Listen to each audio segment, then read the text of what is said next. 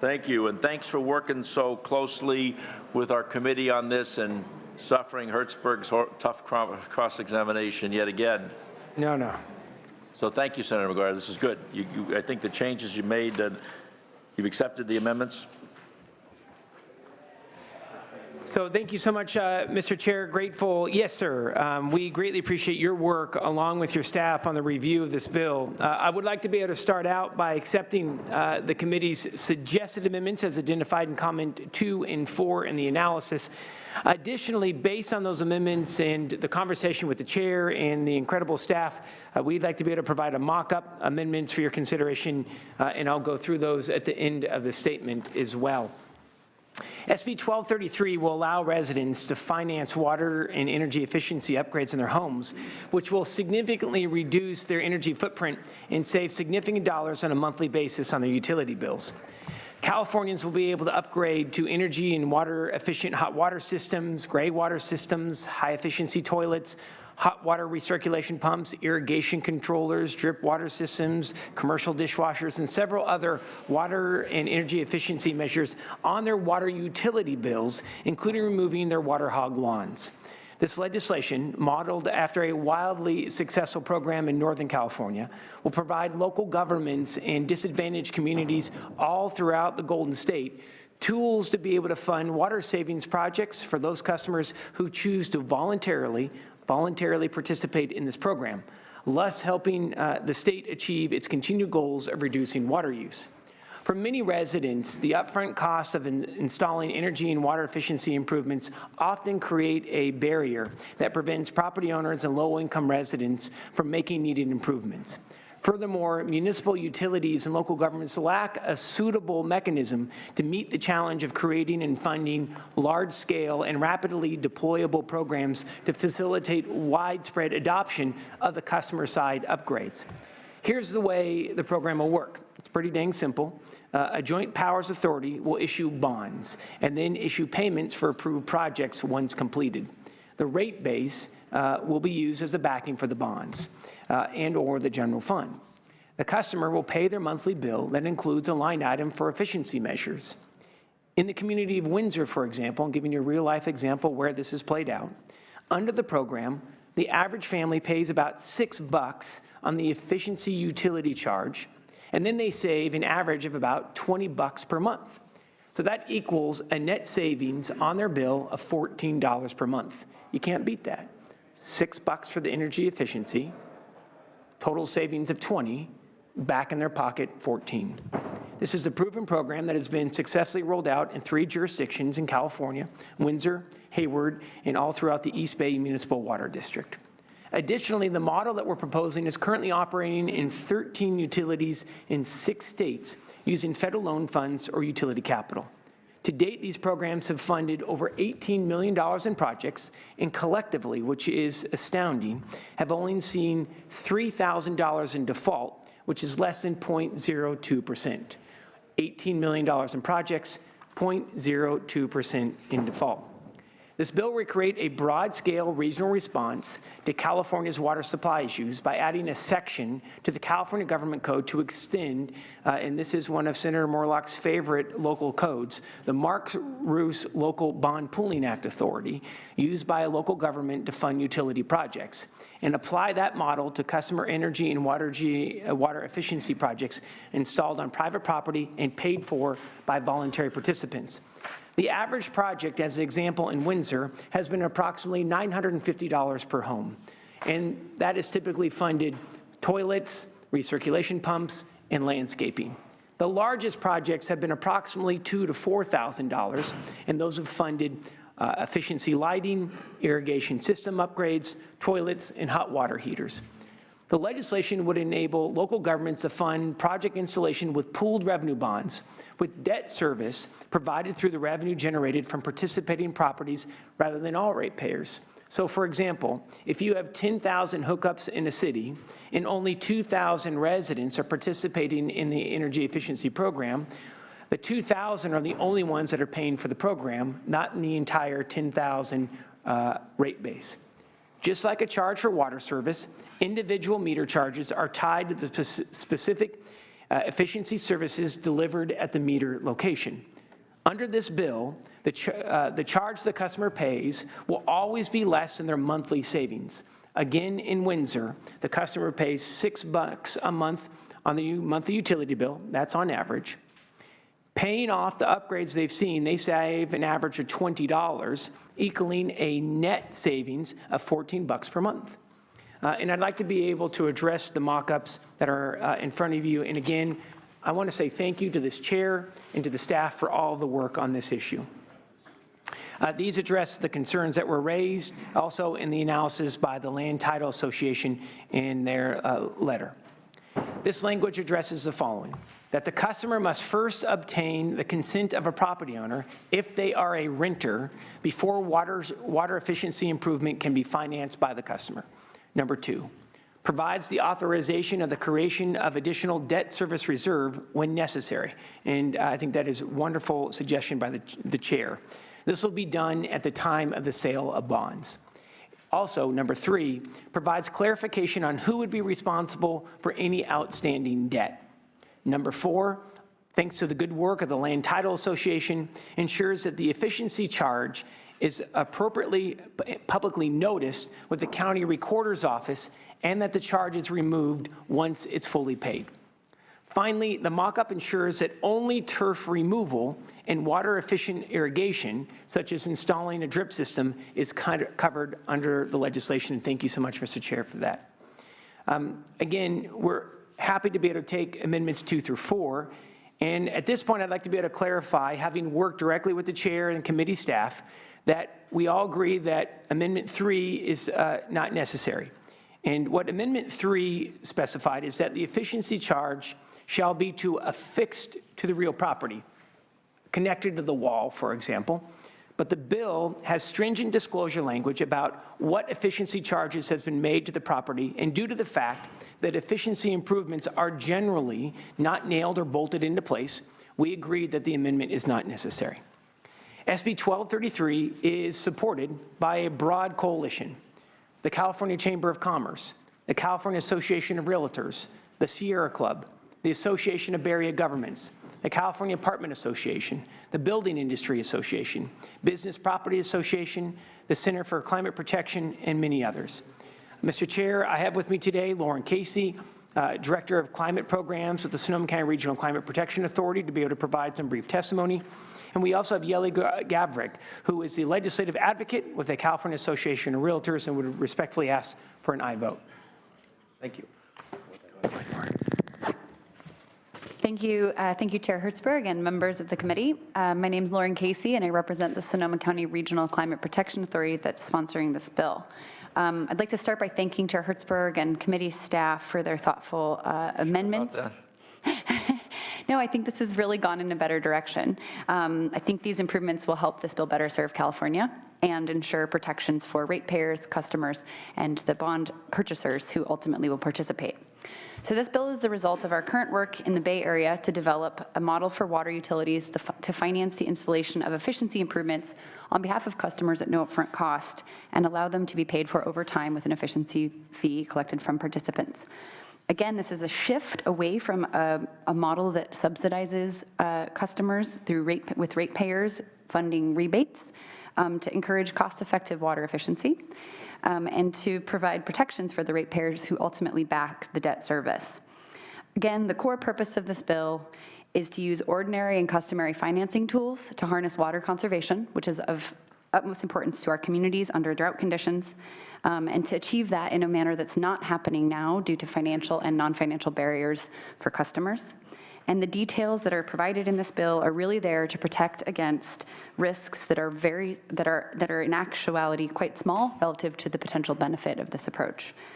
So again, we're grateful for your consideration of this innovative model for local government drought response, and I'm happy to answer any technical questions you may have about the operational models in Northern California. Thank you. Thank you, Mr. Chair and members. My name is Yeli Gavrik. I'm with the California Association of Realtors. And as already mentioned, the greatest barrier to water-efficient upgrades is the upfront costs.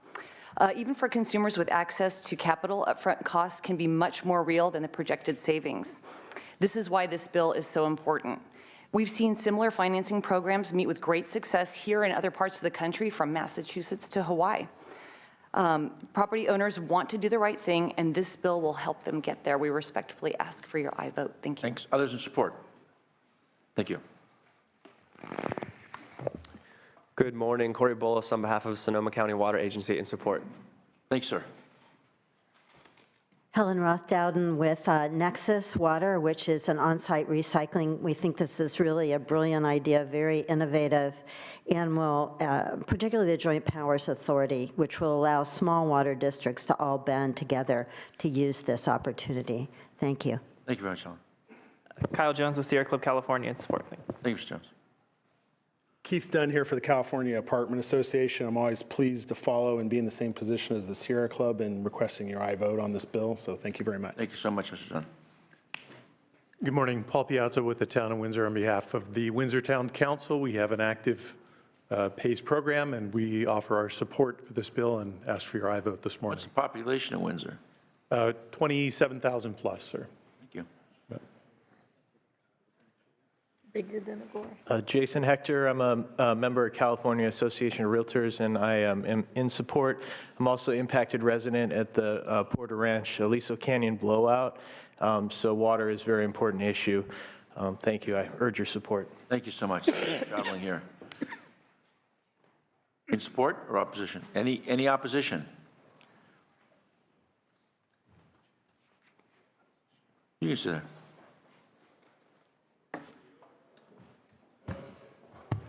Mr. Chair, committee members, my name is Craig Page. I'm with the California Land Title Association.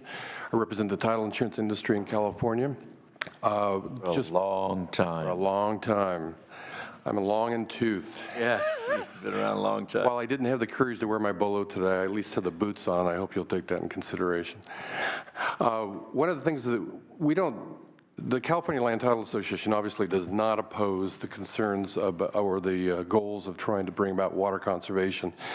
We do handle the real estate transaction closings on virtually all loans in the state of California, both in a residential and a commercial context. And we want to make sure, as parties that are at the table, making sure that the buyers and sellers' wishes are respected and are consummated properly. The concerns that we had with the bill, first of all, I want to thank the author and his staff and also the committee staff. The analysis was very well done. And I think that the author and his staff, they're trying to meet us on a lot of these issues. I mean, our objective is to make sure that all new home buyers don't get surprised by any outstanding debt obligations on the home. The way that we currently feel that the bill's draft, I believe that they're getting closer to that objective. But we still do have a few concerns, and I need to see the details of the amendments to fully know where we land. Because right now, currently, we have customer versus owner in the bill. We have some concerns that unless you always have the property owner as a signatory to the contract, you're going to have a privity of contract problem and some conflicts down the road. So we think the owner should always be involved with. I don't know why we just don't have the owner sign these things, because then they wouldn't be able to bail at a later point. The issue of a fixed or fixture, it sounds like they're getting there, because I think the concerns that we had is that a very real concern that the seller is going to sometimes walk with a washing machine or a dishwasher. I mean, I've sold real estate before, and we've all heard of the awful things where the seller walks with things. We want to make sure that they don't walk with something with a current homeowner being stuck with a position where they're going to have to pay the utility fees for something that no longer exists in the house. I believe they're trying to address that through some of the amendments, but that was one of the concerns that we had.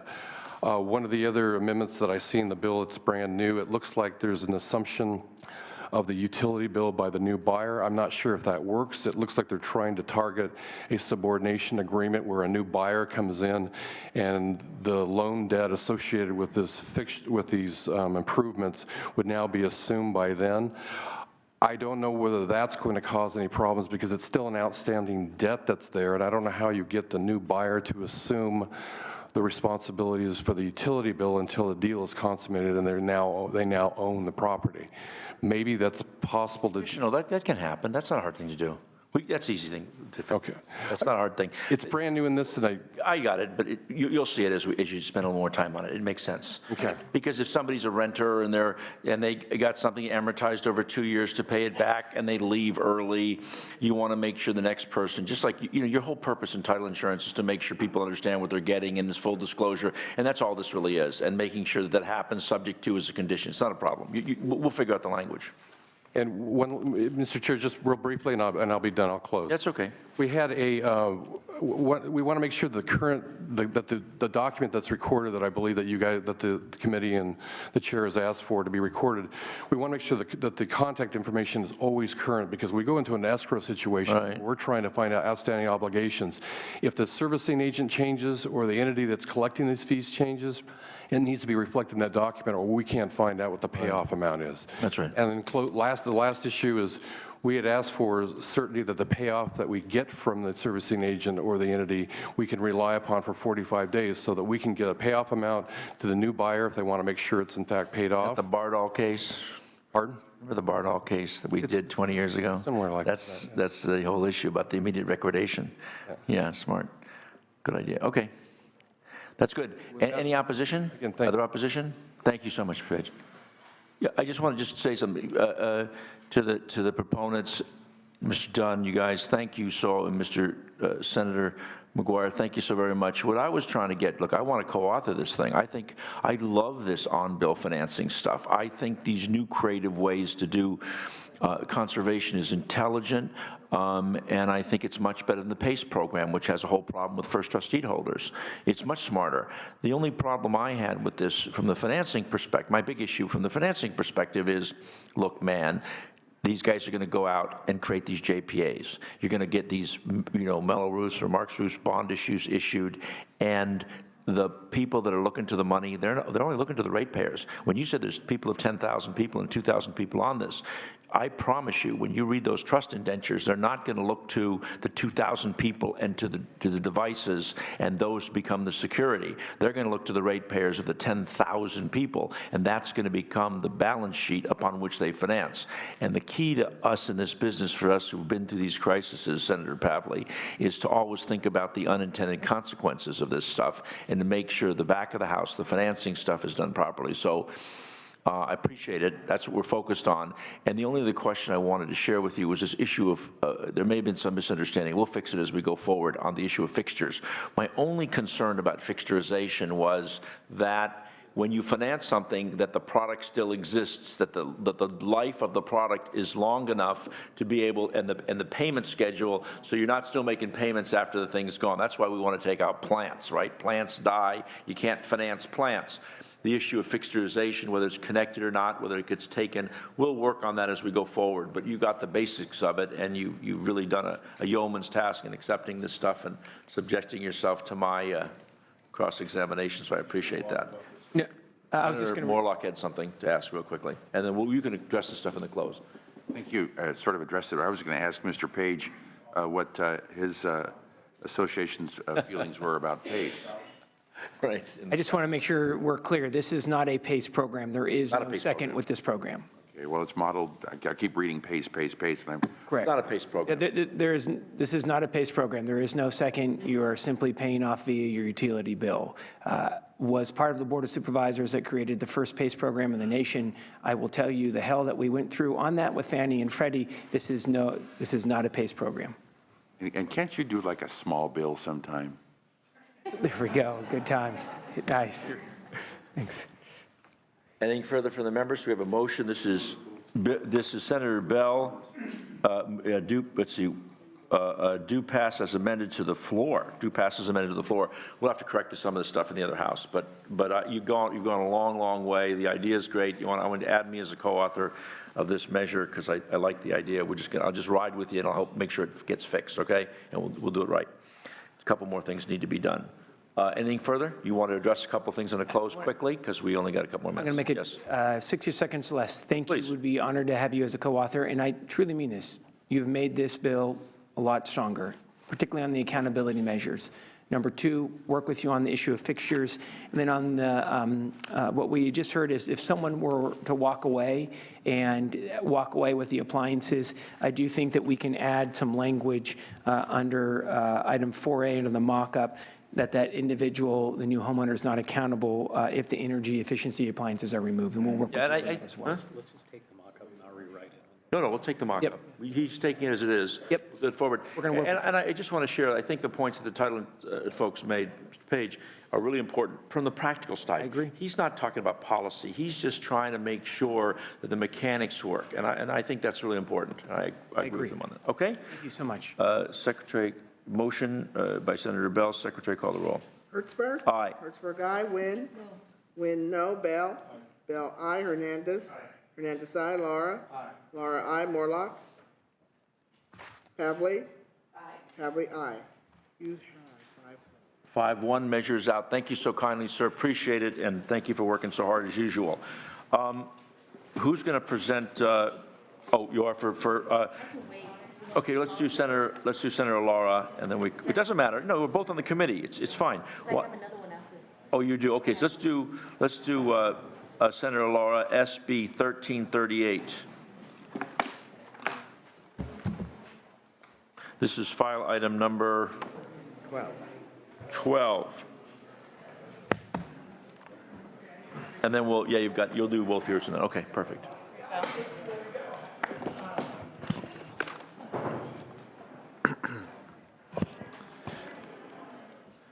Thank you, Mr. Chair and members. I currently chair the Select Committee on Ports and Goods Movement, and I have made it a priority to ensure that our state trade remains competitive while working towards fostering environmental sustainability.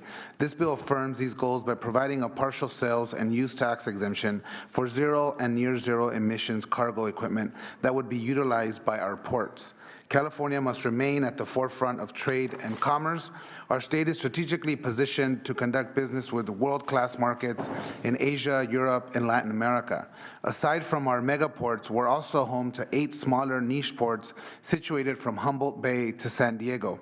It is critical for these ports to have the direct access to capital to establish infrastructure projects aimed to clean up and mitigate pollution around communities in which they are situated.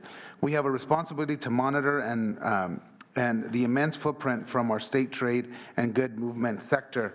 I represent a district with some of the worst air quality in the country. Just in the city of Long Beach alone, it is estimated that 15% of children have asthma. That's a whopping 6% points higher than the national average.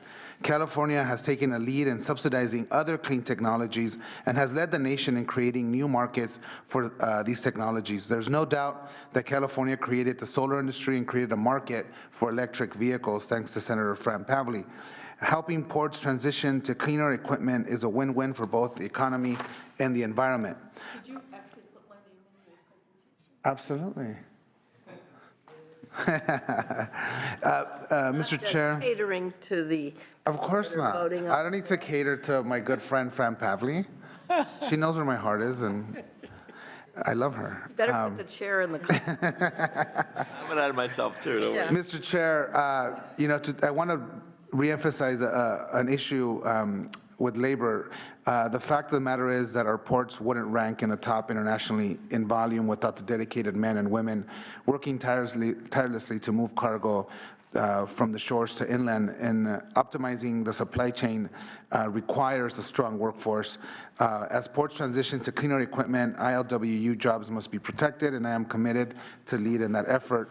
I'm actually acutely aware of the concerns of automation on labor's part. This bill does nothing to promote automation. To that end, as the bill moves forward, I would refine language as needed to protect the jobs in our ports. I will also work on amendments highlighted in the committee analysis to clarify several of the items that your committee proposed.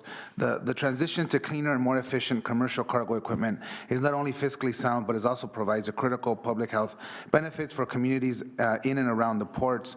Our smaller niche ports will also be afforded the financial incentive to establish clean infrastructure projects that is part and parcel to competitiveness and greater sustainability.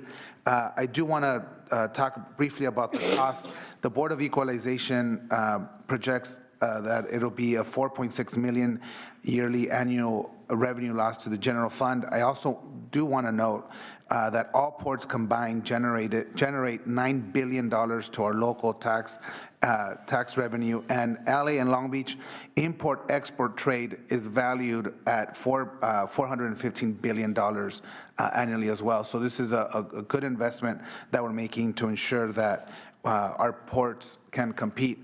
Just to let you on one last fact, Oakland, LA, and Long Beach ports handle 40% of all the incoming goods in our country. Right. So it is imperative that we allow them to modernize, allow them to be competitive, and allow the communities around the ports that benefit from them to actually live healthy lives and be able to breathe clean air. I respectfully ask for your aye vote.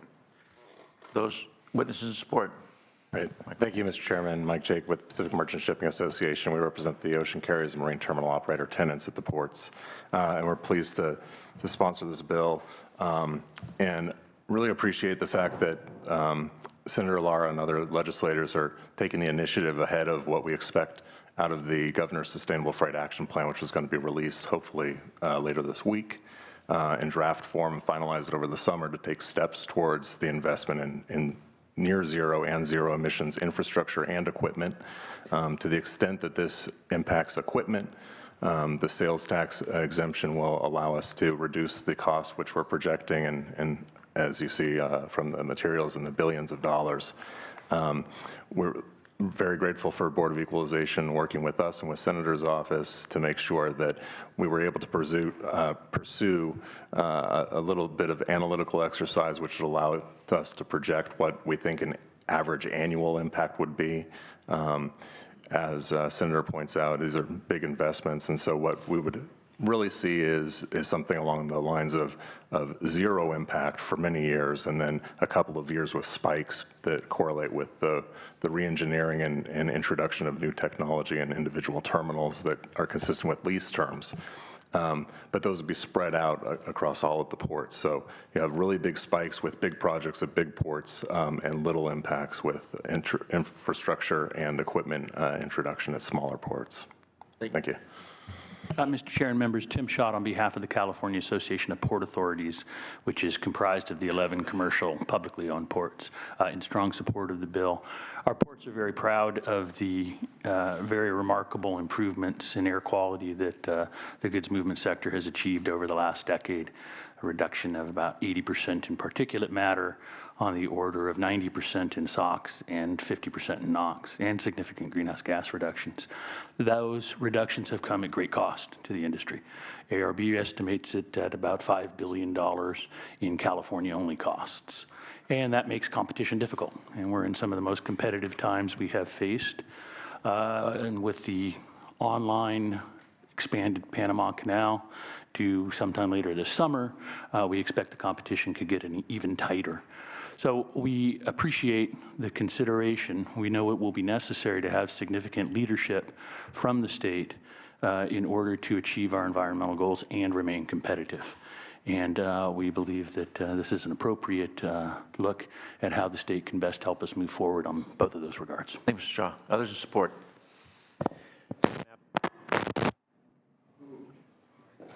Tom Addison with the Bay Area Air Quality Management District in support. Despite the progress that we've made with regulatory programs cutting port emissions and incentive programs cutting port emissions to date, the fact remains that ports like Oakland in the Bay Area and others are very significant contributors to major health problems, and we think this bill moves things in the right direction. Thank you so much. Sir. Hi there, my name is Jonah Korchin, and on behalf of NRDC, we are strongly in support of SB 1383, and we also wanted to thank Senator Lara for his continued leadership on reducing air pollution. Thank you. Thank you so much. Good morning, Kelly Dunn on behalf of California League Conservation Voters, EDF, and Coalition for Clean Air, also in support. Thank you. Thank you. Thank you very much, Mr. Chairman. Dan Jacobson with Environment California, in strong support of the bill, and want to thank the Senator for his continued leadership on clean air issues. Opposition. Senator Laura, I think this is a really good bill. It's really smart. It's smart in a number of ways because, as you correctly noted, one, you have concentration of pollution in these kinds of ports that you do stuff to reduce it. B, man, we have got to do everything in our power to domesticate work, and there's nothing bigger than goods movement. It's just huge, and anything you can do in that regard is smart. 3, I'll bet you if you did analysis, I suspect Fran Pavley already will tell us that she's done one, Senator Pavley, excuse me, but in dollar for dollar, what you're spending in terms of the tax credits versus the reduction in GHGs, let alone the impacts on health, is extraordinary. So I'd like to, because I mean, just you could do an analysis. I mean, we have a requirement under AB 32 of a reduction, right? We're spending all this money. We get this cap and trade money. Seems to me that you should do a financial diagnostic, and I'll bet you anything, both in terms of impact on the economy, reduction in healthcare costs, and GHG reductions for dollar. This pound for pound is probably the smartest thing to be done. And so I'd like to be added as a co-author at the appropriate time if I could so be added. I would too. Oh, there we go. The cost of doing You want to nothing. be a co-author too, or you got a question? Senator Bell wants to co-author too. We're moving in the right direction. This is good.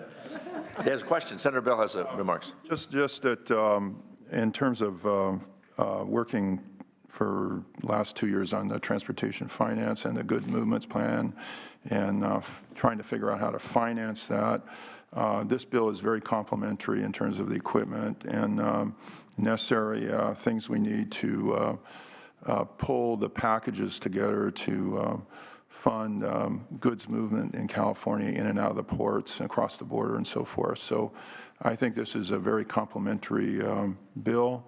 And of course, the consequences of not having an expedited ports development program could lead to job loss in California. So we have to modernize and keep pace with the technology that's now out in other ports, and we're in competition. So we have to maintain and improve these ports. So I think this bill actually stimulates investment, which is a good thing for jobs and the economy. So I support this bill and would like to be added as co-author.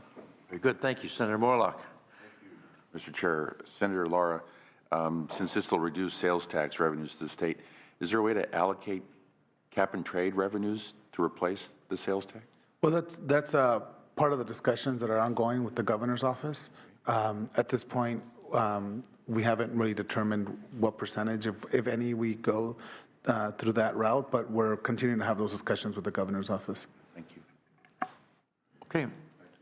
Anything further on the close, sir? Thank you, Mr. Chair, and I appreciate the support and the dialogue. And again, just to reiterate that this bill really complements the executive order from the governor that ensures that our ports have a pathway to transition to zero, near zero emission cargo equipment. The governor wants 100,000 zero emission freight hauling equipment in operation by 2030. I visited 9 of our public ports, and one thing I could tell you is that they're all very different.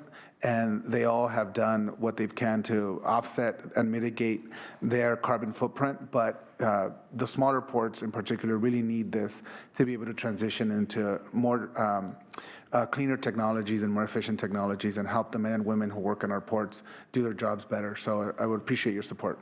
Thank you so much, Senator. This is a motion by due pass as amended to appropriations by Senator Pavley. Correct? Sure. I think Jim. Oh, Jim made the motion. I'm sorry, Senator Bell, take that back. He made it earlier. I was just assigning a motion here. Secretary, open the roll. Hertzberg? Aye. Hertzberg, aye. Wynn? Aye. Wynn, aye. Bell?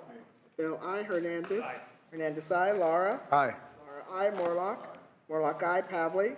Aye. Pavley, aye. 7-0, measures out. Thank you kindly, sir. Okay, presenting on behalf of Senator Runner on file item number 11, SB 1272.